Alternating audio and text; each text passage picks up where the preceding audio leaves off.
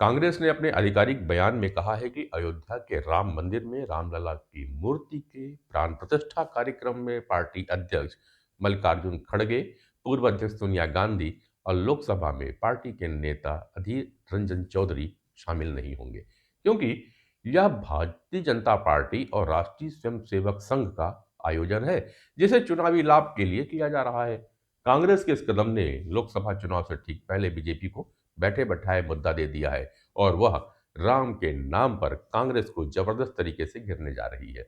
75 सालों में अयोध्या राम मंदिर का मुद्दा कांग्रेस पार्टी के लिए मुश्किल भरा ही रहा है, चाहे वर्ष 1949 का रहा हो या अब 2024 का। साल 49 में 22 दिसंबर की रात विवादित ढांचे के मुख्य गुंबद के नीचे मूर्तियां रख दी गई थी। पंडित नेहरू देश के प्रधानमंत्री थे और कांग्रेस नेता गोविंद वल्लभ पंत उत्तर प्रदेश के मुख्यमंत्री।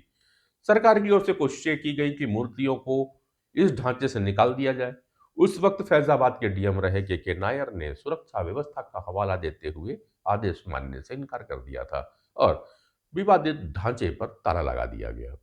उसी वक्त से बाबरी मस्जिद के विवादित ढांचे का इस्तेमाल होना बंद हो गया।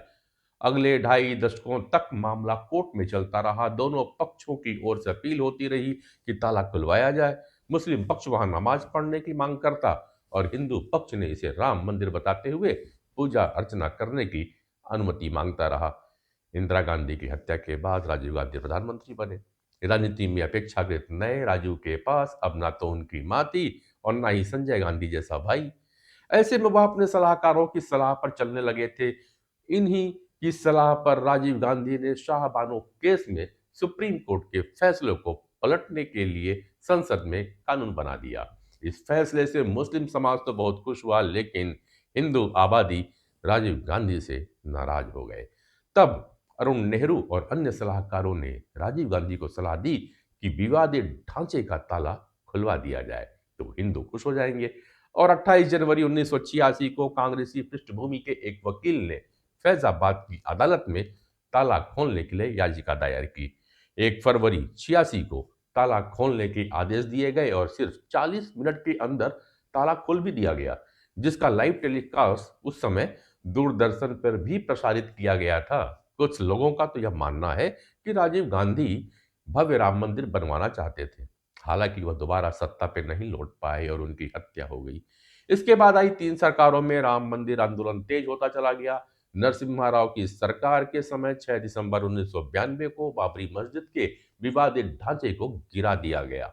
खुद उत्तर प्रदेश के सीएम कल्याण सिंह और प्रधानमंत्री पीवी नरसिम्हा राव पे आरोप लगे कि उन्होंने जानबूझकर कोई कार्रवाई नहीं की थी।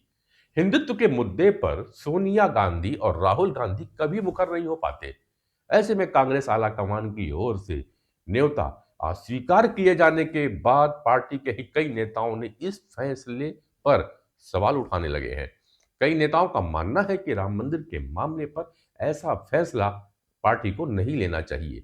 वहीं कांग्रेस की कोर टीम का मानना है कि बीजेपी और आरएसएस इस मुद्दे पर राजनीति कर रहे हैं और अगर उसके प्रमुख नेता इस कार्यक्रम में शामिल होते हैं तो यह ऐसा होगा जैसे वो इस एजेंडे को स्वीकार कर रहे हैं।